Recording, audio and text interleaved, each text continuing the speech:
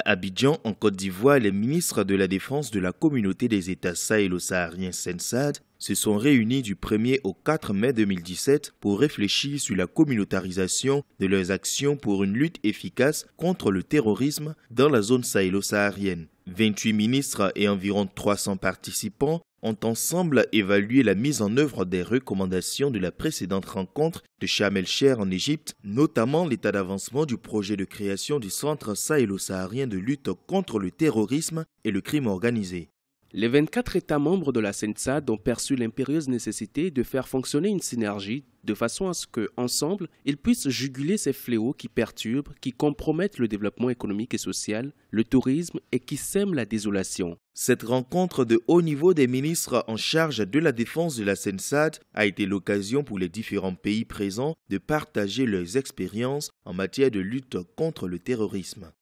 Dans le contexte marqué par l'unification de certains mouvements terroristes dans la région,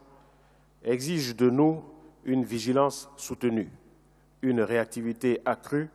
et une collaboration à la mesure de la menace. La bande sahélo-saharienne héberge de nombreux mouvements terroristes qui troublent la stabilité des États. La CENSAD, qui regroupe l'ensemble des États de cette zone, veut mutualiser les actions des différents pays pour des réponses plus fortes face à des actes terroristes concentrés au niveau des frontières de ces États membres.